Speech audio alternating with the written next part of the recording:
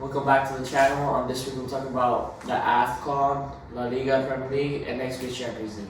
Let's go.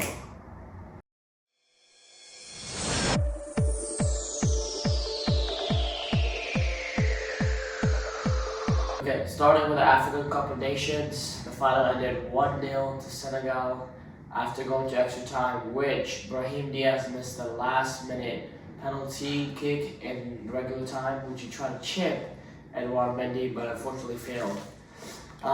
The scenes were incredible. Senegal tried to leave the pitch and try to forfeit because they thought it was disgrace. And in fairness, I think it was very, very harsh. That should have never been a penalty, never. And Senegal got canceled a goal because the Senegal player fouled a player in the Moroccan box, which that should have never been a foul. So I think it's kind of justice that they won the African Cup of Nations. As I've been saying from day one that they were the best team. This African Cup of Nations, they had the quality, they had Mane, Iliman Ndiaye, Nicholas Jackson, the good player in defense, Koulibaly, Edouard Mendy in the midfield, Gay, Pablo Wan-Bissaka, they got all these good players. The problem I really had with Morocco is I just never see them winning because I didn't think they would just reach that final step. They always just choked.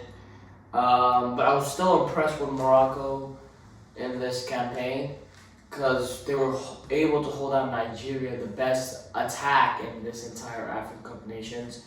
But also, we saw some surprises here. First of all, I think a disappointment, was South Africa. I think they should have done way better. Surprise was Egypt. I did not expect them to make it this far. I felt like Ivory Coast should have beaten them. And Morocco in the first couple of games, they were very disappointing. But Senegal, I think all throughout the tournament, this has been a very, very solid thing. I think they just deserve to win it. Brahim Diaz goes with the golden boot, 5 goals, but he did not look too happy after missing that penalty. He let down an entire country, but I don't think you can blame him because without him, you would have never reached the final there at the first place. Player of the tournament for me, Mane was one, but I think he has got to go to Lookman. He was incredible. He had 4 goals, like 4 or 3 assists. He had the most GA throughout this whole tournament. Also, Sadio Mane is a great contender because he was a really great leader. He scored like 3 or 4 goals, had like maybe 1 or 2 assists, a lot of GA. So yeah, that wraps up the African Cup of Nations. Next time we'll move to La Liga. This week, Real Madrid were able to get a 2-0 win, and Arbeloa's first La Liga game in charge of Real Madrid. They did win, but I don't think it was still convincing. I think it was just bare minimum for them to win. You just expect this from Real Madrid. I mean, if they would have lost, it would have just been horrible. Madrid fans cannot get excited because this is a bare minimum. This is the expectations from Real Madrid. This is what they're supposed to do. It's like a normal game. You're supposed to win. Mbappe scored a penalty and a Raul Asensio header. Real Madrid's defense still not the most convincing. Mbappe is back. They got the goal. If Mbappe wasn't here today, I don't know, maybe they would have won. Probably still would have maybe won. So they go 1 point behind Barcelona. And Barcelona, they drop points to Real Sociedad. And I would say a very unlucky fashion. But these games just happen in football. You just have a day off when you really can't do it. Everything is against you. And today was just on that day for Barca. Every time they tried to score, they created chances. They just couldn't manage score. In all fairness to them, Alex Romero was also good today. He made like a couple of great saves. One on Koundé was, I think. There was one great save on Lewandowski. It was safe on Yamal. Dani Olmo, though, he missed a lot of chances this game. He should have got a goal or 2. Yamal maybe could have got a goal. And I think that Yamal offside was just pretty laughable. I don't know how. And I saw something on Instagram. It was like they didn't find the right picture because his foot on the right picture was planted, and then the VAR one they showed wasn't planted. So I don't know what's happened there. And yes, with that loss, Barcelona now only 1 point ahead of Real Madrid, with around 18 games to go in the league. So yeah, Real Madrid technically is still possible to win. It's not that far fetched. And third place, Villarreal today. They will also draw points to Real Betis. They've just been having a good season in La Liga, but they lost today. But they're still third place, and they have like a game or two in hand on Real Madrid, so they could possibly still catch up. And for the Champions League hopes, I think they're gone, so they're trying to focus on La Liga now. Okay. Next on, we'll move to the Premier League. And this week, we saw Man City losing to Man United, and Man United, great performance from today and from the entire team. I think they all did their best. Bryan Mbeumo was excellent. Coleman was a great performance today, especially and at the back. Maguire and Lisandro Martinez, great performance of both of them. They managed to keep out Haaland. There's a lot of talk before the game that Triggy wants revenge. Just nothing could have happened for Man City. I think Michael Carrick did a good job. This is what you want to see from United. This is Man United DNA. This is direct attacking football, counter attack, kind of possession. Also, they just bossed City's game. That City, since they draw points now, they're 6 points. 7 points behind Arsenal now. But then Arsenal, they dropped points also to Nottingham Forest in a 0-0 game, which good job from Sean Dyche to manage to keep a draw at the home stadium. Only Liverpool is the only team that Arsenal hasn't scored yet, and Nottingham Forest did a good job as well. But then I thought Aston Villa, they had a great chance to maybe catch up with Arsenal because they were 6 points behind them, and since they drawed, and if Aston Villa would have won, they would have been 4 points behind Arsenal only. But they lost to Everton as well. Just not the day. Aston Villa just couldn't get things right. It was a good performance from Jordan Pickford, especially. He did a very good job to keep them out. Chelsea managed to win with a Cole Palmer goal, penalty. Joao Pedro also scoring. They were trying to keep up on points. And Tottenham, another loss. I think Thomas Frank is going to be sacked. I think Dortmund might be his last step. If he does not get the result against Dortmund, he might be sacked.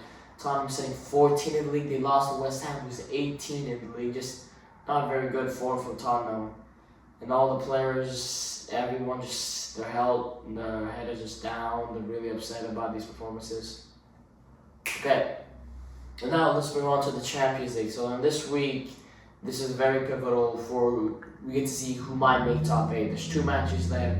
And a lot of teams, if they want to get top 8, they must win. Teams like Barca needs to win, Chelsea needs to win, Dortmund, Tottenham, Atletico, and Real, they need to win to maintain their top 8.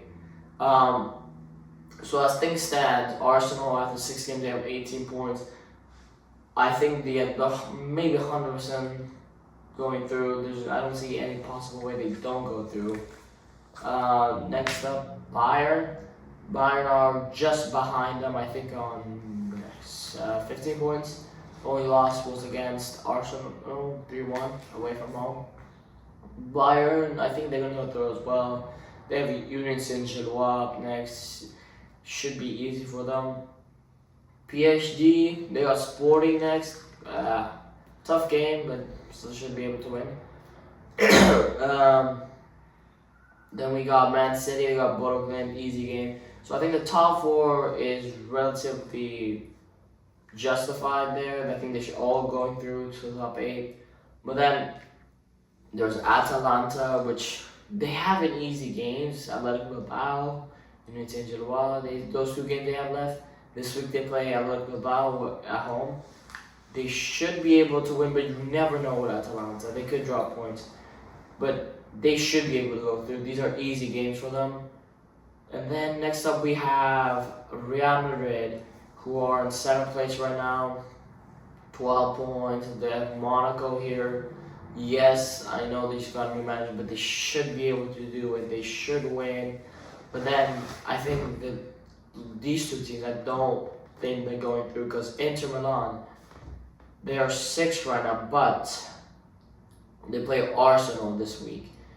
And granted to them, it is at home at San Siro, but I just don't think Inter Milan's been convincing enough against the big teams this year for them to able to get a win against Arsenal, who's right now the best team in the world. I just don't think that's gonna happen, and they're gonna drop another big 3 points. And since they dropped points already to Liverpool, they can't drop any more points. But I think they can drop points again. And Atletico, I don't think many expect this, but I think they can drop points away from home to Galatasaray. Tough stadium to go at Turkey. All the fans, we saw what happened with Liverpool. They went there, they lost 1-0. Tough stadium to go at. Then the bottom 8, there's Barcelona. They have a tricky game against Slavia Prague. There's no Lamine Yamal. The Rafinha was a precaution. They might be not starting that game, so still tough for Barca. Who knows? Dortmund, they have a tough game also. They're going away to Tottenham. Tottenham, while they've been doing horrible in domestically, they've been great. They've been good in Europe. They've not been the best in Europe, but they still have managed to have 11 points after 6 games. But right now, sitting at 11th, I think. Playing Dortmund, who's in a similar position to them. So whoever wins this game, I think will maybe get top 8. Then we got Chelsea. They play Pafos at home. They should be able to make it. But then the teams down there, like around the relegation spots, we got Benfica. They're struggling. We got Ajax, who only got his first 3 points away from home last week out. Then we see Kairat Almaty, who's probably not gonna make it. They have 0 points. There's 2 games left. I think almost impossible. And Napoli, who's been very, very disappointing. They play Copenhagen, but horrible, absolutely horrible they've been. Napoli.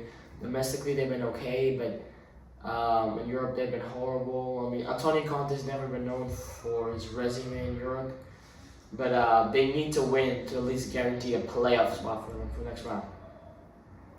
Okay, that's all I have for this week's episode. See you next time.